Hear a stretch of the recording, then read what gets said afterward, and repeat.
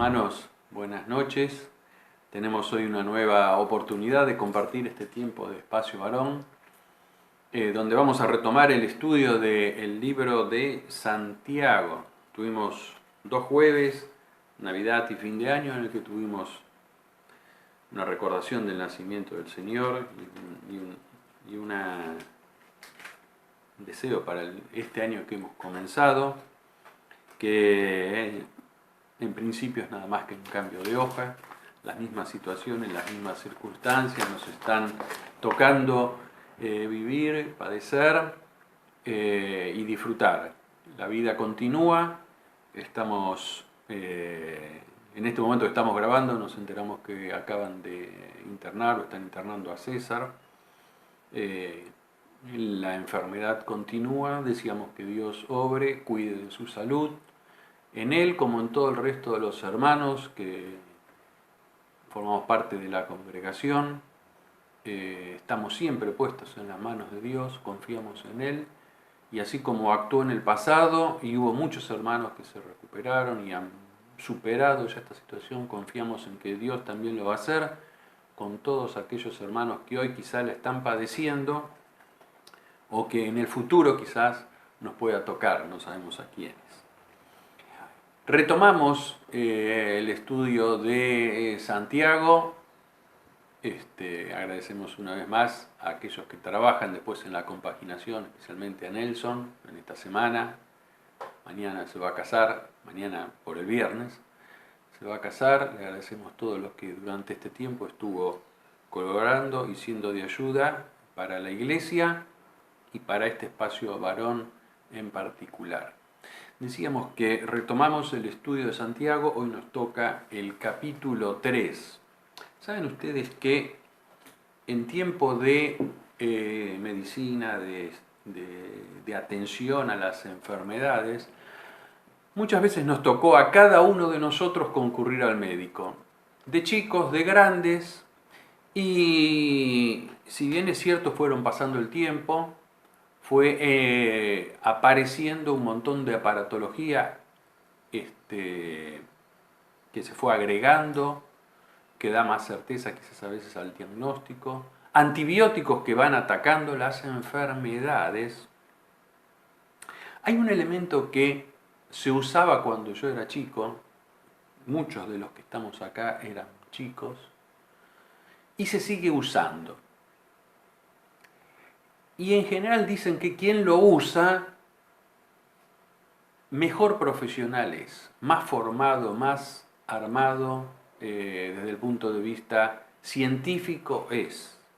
Porque es algo simple, pero hay que saber usarlo para detectar las enfermedades, la situación del paciente a través de él. Y es este elemento que estamos mostrando ahora. El barato, el simple, el bajalenguas. ¿Cuántas veces nos metieron el palito? Nos decían, abrí bien grande la boca, y nos metían el palito, y a través del palito estaban mirando nuestra boca y fundamentalmente nuestra lengua. El capítulo 3 de Santiago, que es el que hoy nos toca empezar a ver, nos pone ante este elemento de control, de verificación, ante este elemento para conocer nuestra situación, no clínica, pero sí espiritual, y de la fe que profesamos tener. Y el análisis que Santiago introduce en este capítulo 3 de Santiago es la lengua. La lengua como elemento que va a probar cuál es la realidad, la verificación de cuál es la verdad de nuestra fe, una fe genuina. Estuvimos viendo varios elementos que Dios usa para saber y conocer la fe de cada uno de sus hijos. Dios prueba la fe por medio de las dificultades de la vida, las pruebas. Dios no prueba la fe, vimos, por medio del mal, o sea, de las tentaciones. Dios prueba la fe por medio de la palabra, no por medio de las palabras de los hombres, sino de su palabra, la Biblia. Dios prueba la fe por medio de nuestras actitudes y acciones con respecto a las personas. Dios prueba nuestra fe a través de las buenas obras. Y ahora Dios prueba nuestra fe por medio de nuestra lengua.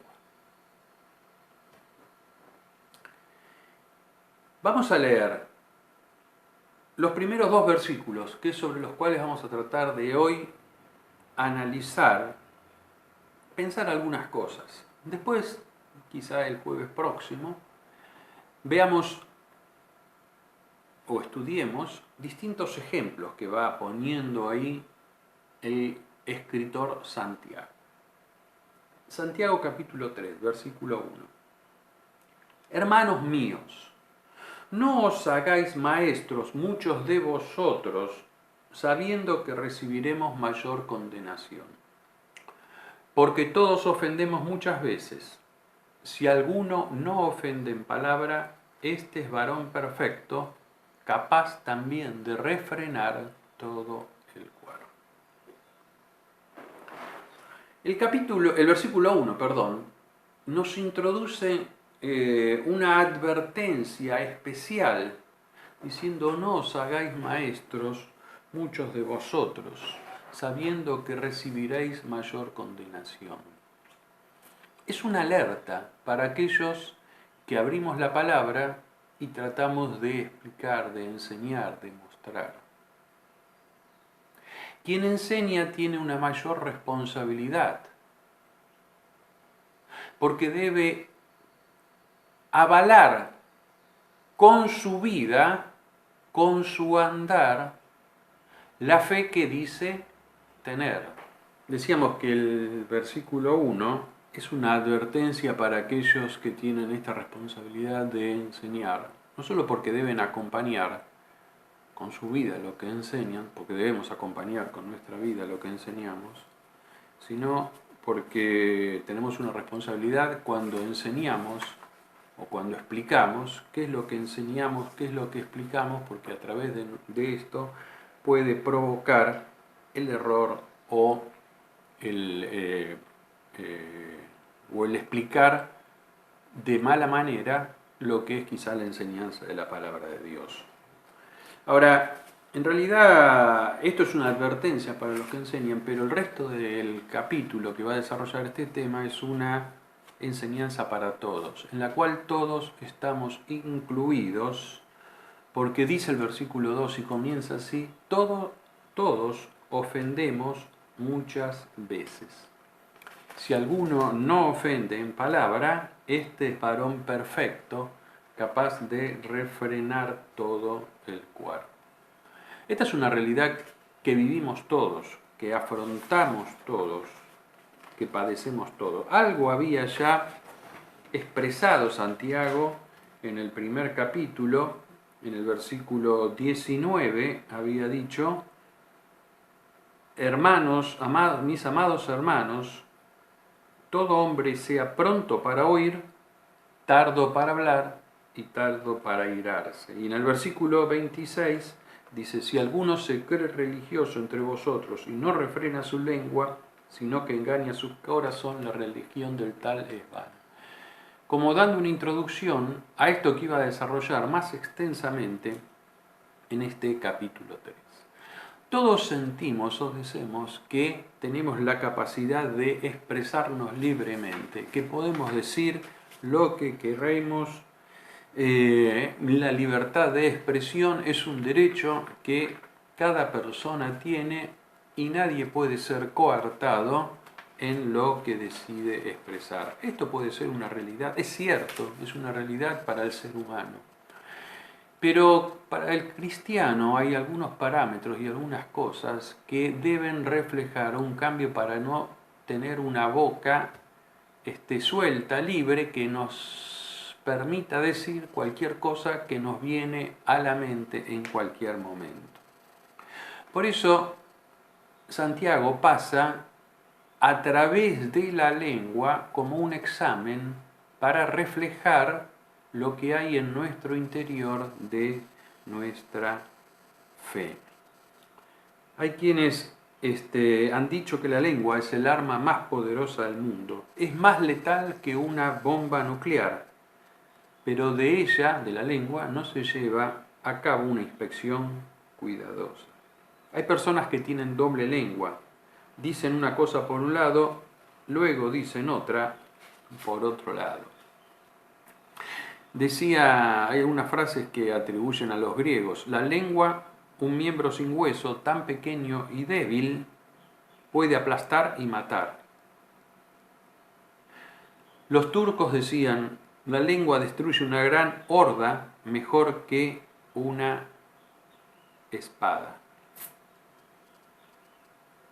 Y así hay muchos dichos que podríamos repetir en las distintas culturas que hacen alusión o referencia a la trascendencia que tiene la lengua o el hablar. De la inteligencia de los hebreos surgió esta frase, dice: aunque los pies resbalen, nunca se lo permitas a la lengua. Y la Biblia tiene la expresión que dice: el que guarda su lengua, guarda su alma. Todos estos dichos revelan mucha sabiduría porque creemos que uno de los elementos más peligrosos en el mundo es la lengua. Y esto afecta a muchos grupos e incluso afecta dentro de grupos cristianos. Alguien dijo que un grupo, una congregación de cristianos puede ser más dañada por termitas que haya en su interior que por pájaros carpinteros que se encuentren en su interior. Tú controlas la palabra no pronunciada, pero la palabra pronunciada te controla a ti. Como diciendo, lo que vos no dijiste, lo tenés guardado en tu interior. Pero lo que dijiste ya es vox populi, ya es conocido por todos, y eso es lo que a través de lo cual te van a estar viendo. Tú controlas la palabra no pronunciada, pero la palabra pronunciada te controla a ti. Vamos a tratar de ver en esta noche 3 principios que creo que pueden ser importantes para cómo aprender, cómo desarrollar, cómo actuar a través de nuestro hablar para mostrar nuestra fe. ¿Con quién hablamos? ¿Cómo hablamos? ¿Y en qué momento hablamos? ¿Con quién hablamos? ¿Cómo hablamos? ¿Y en qué momento hablamos? ¿Con quién hablamos? Sin lugar a dudas, el grupo con el cual cada uno de nosotros nos interrelacionamos tiene mucho de influencia en la vida de cada uno de nosotros. Hay un refrán que dice: dime con quién andas y te diré quién eres. ¿Por qué? Porque sin lugar a dudas, el grupo en el cual cada uno de nosotros nos movemos, con los cuales interrelacionamos, genera un vaso comunicante de unos con otros. Y lo que vamos viendo que hace uno, generalmente puede ser que influya en cada uno de nosotros, copiemos, tomemos, influencie en nuestra manera de actuar.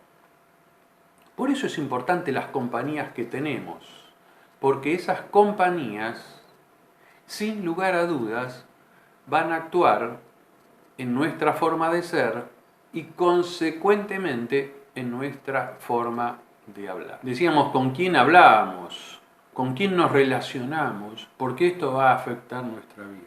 Miren, el libro de los Proverbios tiene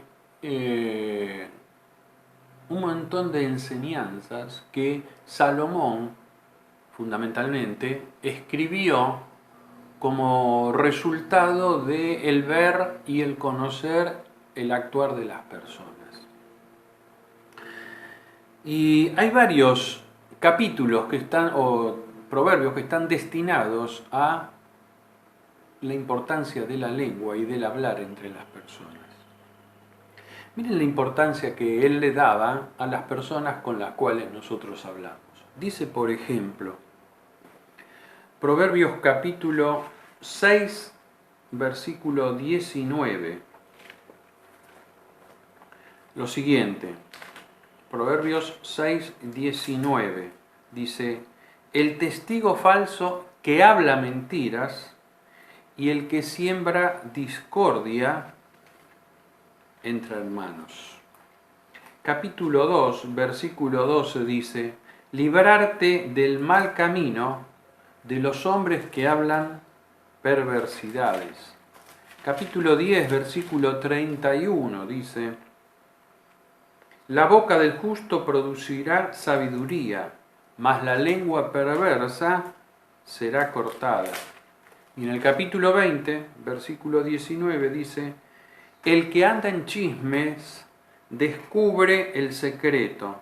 No te entremetas, pues, con el suelto de lengua. Qué importante es con quién hablamos. No solo por la influencia que tiene lo que escuchamos, sino que muchas veces hay personas que van trayendo y llevando de un lado para el otro, generando discordia, generando problemas, generando conflictos, porque son personas que siembran discordia entre hermanos, son personas que hablan perversidades, son personas que andan en chismes, son personas cuya lengua es perversa. Debemos cuidarnos con quién compartimos nuestra vida, quienes influyen en nuestra vida, porque sin lugar a dudas el actuar y el hablar de los demás va a hacer que nosotros vayamos teniendo parecer. Miren, esto es lo que le pasó a Roboam. Roboam era uno de los reyes de Israel, que estuvo tras su padre, David. Y Segunda Crónicas, capítulo 10, nos dice que cuando él tuvo que tomar decisiones, tomó consejo o escuchó a los ancianos y a los jóvenes, y tomó consejo de aquellos que mejor le parecían, le endulzaban el oído, le decían lo que a él le gustaba escuchar, y siguió este camino. Y sin lugar a dudas, nos cuenta el resto del capítulo 10 de Segunda Crónicas. Léanlo ustedes en sus casas, van a ver cómo el seguir el consejo de aquel que le decía lo que él quería escuchar lo llevó por un camino de desencuentro o desencanto. Por el contrario, en el Nuevo Testamento encontramos que la iglesia de Jerusalén, en un momento determinado, después de estar analizando, consultando, hablando entre ellos, dice que pareció bien, capítulo 15 de los Hechos, pareció bien a ellos, a los apóstoles y a los ancianos con toda la iglesia, vale decir, después de haber intercambiado opinión unos con otros y haberse escuchado entre ellos, elegir de entre ellos varones a los cuales enviarlos a Antioquía con Pablo y Bernabé, a Judas y a Silas. El buen consejo, el hablar con personas que van a ayudar nuestra vida, que van a fortalecer nuestra manera de pensar, el hablar con ellos va a enriquecer nuestra vida y nos va a ayudar a tomar buenas decisiones. Por eso es importante ver y analizar con quién hablamos, porque esto tiene una trascendencia, porque va nutriendo nuestra vida, nuestro pensar, nuestro actuar. Segundo lugar, decíamos, vamos a hablar o pensar cómo hablamos, ya no con quién hablamos, sino cómo hablamos. ¿Cuál es la manera de expresarnos nuestra? ¿Cómo nos referimos? ¿Qué es lo que decimos? El mismo libro de Proverbios nos dice en el capítulo 12, del versículo 18, dice, hay hombres cuyas palabras son como golpes de espada, mas la lengua de los sabios es medicina. Eclesiastés capítulo 12, versículo 11, el mismo autor, Salomón, dice, las palabras de los sabios son como aguijones y como clavos hincados son las de los maestros de las congregaciones dadas por un pastor. ¿Qué quiere decir? Que hay personas su hablar produce heridas, pero heridas que lastiman, mientras que hay otros que su hablar es como bálsamo, como manera de sanar, como medicina. Por eso el apóstol dice después en la epístola de los Efesios, el capítulo 4, versículo 26, airaos, pero no pequéis, no se ponga el sol sobre vuestra ira. ¿Qué quiere decir? Que podemos a veces quizás volársenos la térmica, ¿sí? Pero tenemos que buscar el resolverlo rápidamente. ¿Cómo hablamos?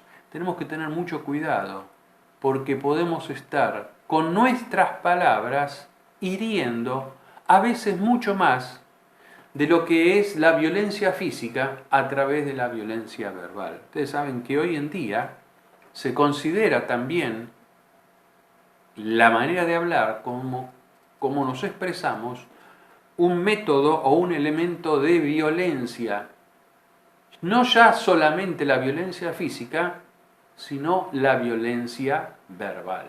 Veamos la experiencia del rey Saúl. ¿Cómo hablamos?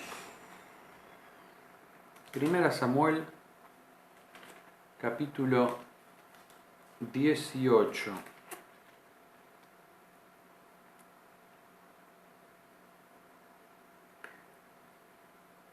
Versículo 11 dice, arrojó Saúl la lanza diciendo, enclavaré a David a la pared. Pero David lo evadió 2 veces. Capítulo 20, versículo 30. Acá en este capítulo, en el primero, Saúl, el que vimos antes, ¿no?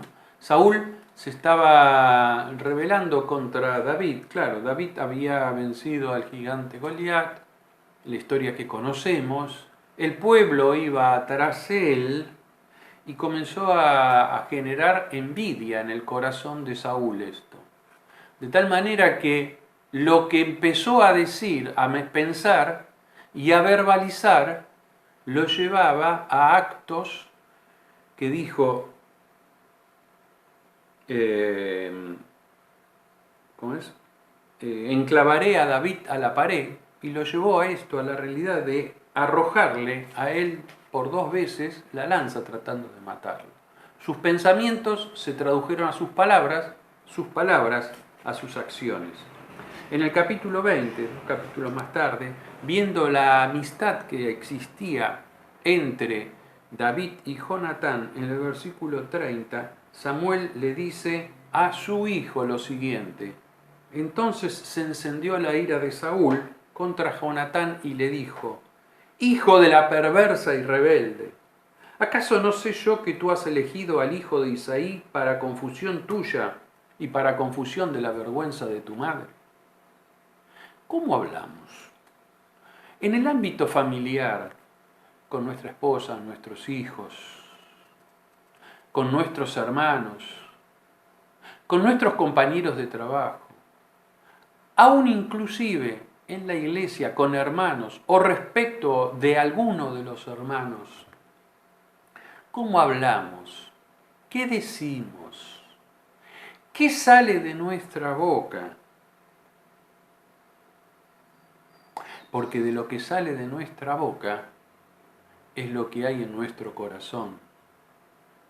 De la abundancia del corazón habla o mana la boca. ¿Qué es lo que expresa nuestro decir? Hay un canto que teníamos mucho antes, cantábamos mucho tiempo atrás, dice, nuestro canto expresa un sentir.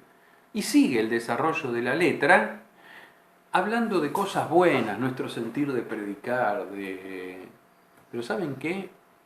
A veces nuestro hablar también expresa nuestro sentir, ya no de cosas buenas, sino de cosas que están anidando en nuestro corazón y que demuestran que nuestra fe no es la fe que Dios quiere encontrar en cada uno de sus hijos. ¿Con quién hablamos? Porque esto nutre, esto forma nuestra personalidad. ¿Cómo hablamos? ¿Qué decimos? ¿Qué expresamos? Porque esto muestra nuestro interior. Y en tercer lugar, ¿en qué momento hablamos?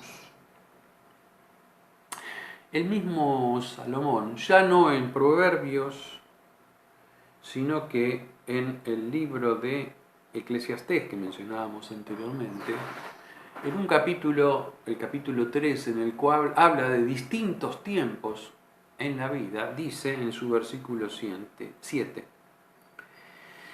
tiempo de callar y tiempo de hablar. Hay un proverbio, capítulo 25, versículo 15, dice, con larga paciencia se aplaca el príncipe y la lengua blanda quebranta los huesos. En el capítulo 15 de Proverbios, el primer versículo, hay un texto que quizás muchos recordemos de memoria. Dice, la blanda respuesta quita la ira, mas la palabra áspera hace subir el furor. ¿En qué momento hablamos? Saben que hay momentos para hablar y hay momentos para callar. Hay momentos en los cuales quizás lo que podamos decir en el medio de una discusión, en el medio del fragor de un problema, de un conflicto, quizás lo único que hace es azuzar hierro contra hierro, o sea, calentar más la situación, o sea, elevar el enfrentamiento, generar mayor conflicto, generar problema, azuzar el fuego. Es como el oxígeno que entra cuando queremos avivar el fuego. ¿Vieron cuando queremos prender un asado, el carbón para el asado, y no se prende o le cuesta arrancar? Buscamos un cartón, buscamos una pala, soplamos, abrimos la compuerta como para que el oxígeno entre y avive el fuego. Y a veces parecería que el momento en el cual nosotros hablamos es como que estamos buscando el momento para azuzar más, para levantar el fuego del conflicto o del problema. Hay tiempo de callar y hay tiempo de hablar. Hay momentos en el cual hay que esperar a tener una blanda respuesta porque ésta quita la ira. ¿Cuántas veces nos hemos encontrado, hemos actuado, nos hemos puesto cada uno de nosotros como personas que sin darnos cuenta o queriendo a veces, estuvimos elevando la temperatura en un conflicto, en una discusión, en un problema, Y pasado el tiempo, pensamos, si hubiese esperado un poco, si me hubiese callado, si hubiese aguardado otro momento, hubiese sido distinto lo que decía y la manera en la cual reaccionaba aquel que me escuchaba. ¿Saben qué? ¿En qué momento hablamos? Me sorprende encontrar en la Biblia un ejemplo en el cual hasta Dios mismo dejando pasar un poco de tiempo o escuchando, cambió su actitud. Y si lo hizo Dios, ¿por qué no lo debemos hacer cada uno de nosotros? Vamos a buscar Éxodo capítulo 32.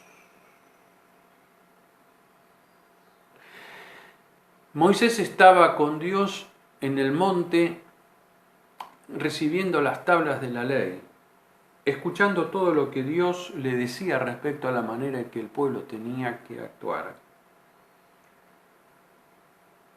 Y en el versículo 7 de este capítulo dice Jehová a Moisés: desciende porque tu pueblo que sacaste de Egipto se ha corrompido. Se han apartado del camino que le mandé y han hecho becerros de fundición. Versículo 10 dice: ahora pues déjame que se encienda mi ira en ellos y los consuma, y yo haré de ti una nación grande. Versículo 11. Entonces Moisés oró en presencia de Jehová su Dios y le dijo: oh Jehová, ¿por qué se encenderá tu furor contra tu pueblo, que tú sacaste de la tierra de Egipto con gran poder y con mano fuerte? ¿Por qué han de hablar los egipcios diciendo: para mal los sacó, para matarlos en los montes y para raerlos de sobre la faz de la tierra?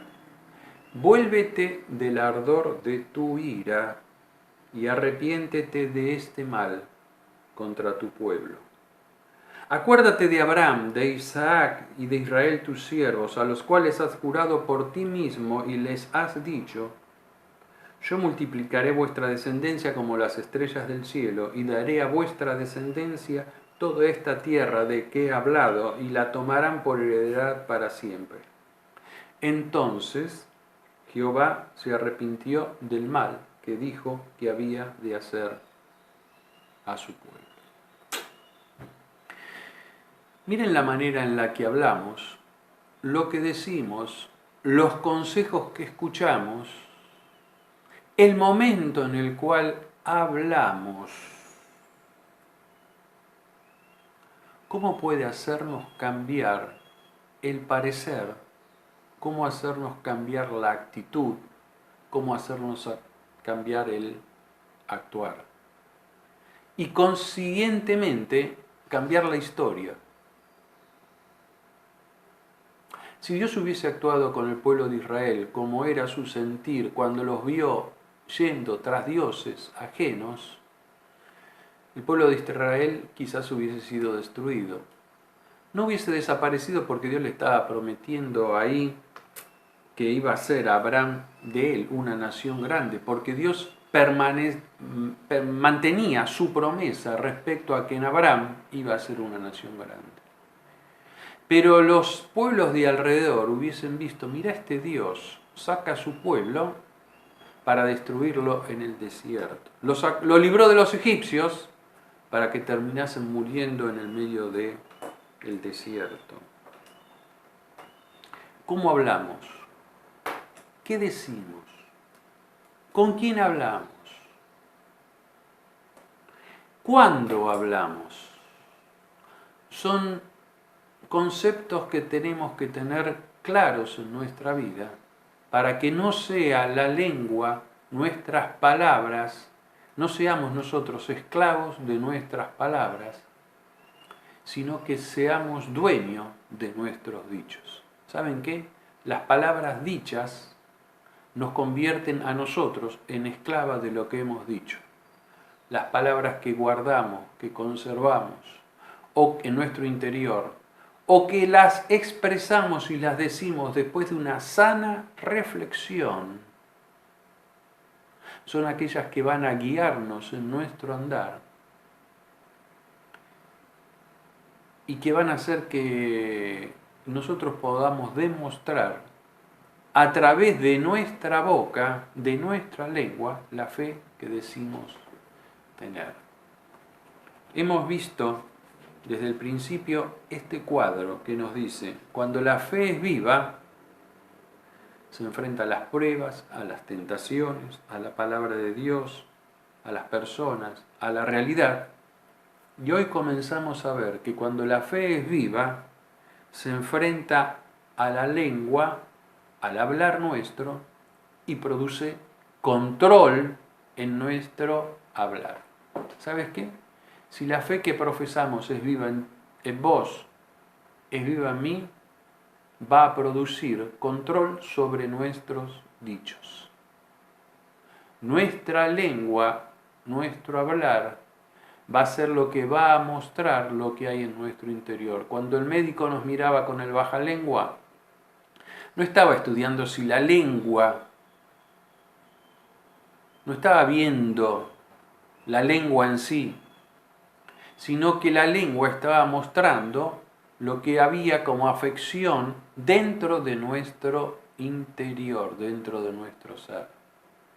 Nuestra lengua va a ser el termómetro que va a mostrar lo que es nuestra vida espiritual, lo que es la fe que decimos tener cada uno de nosotros. Y esto era el elemento práctico que Santiago quería reflejarle o mostrarle a aquellos que eran sus oyentes, hoy sus lectores. La lengua es la demostración práctica, visible, audible, de la fe que está en nuestro interior. Dios nos bendiga a poder mostrarlo así. Vamos ahora a las preguntas. Pregunta número 1. ¿Por qué debemos cuidarnos con quién hablamos? ¿Cómo influencia esto en nuestra vida? Menciona 2 de los textos referidos de Proverbio y busca otros 2 que no hayamos citados. 2. ¿Qué trascendencia tiene cómo hablamos? ¿Cómo reflejaba la forma de ser de Saúl la manera en la cual él hablaba? 3. El momento en el que hablas, ¿cómo condiciona tu decir lo que decís? ¿Alguna vez te encontraste diciendo cosas que más tarde reflexionabas que nunca las debías haber dicho?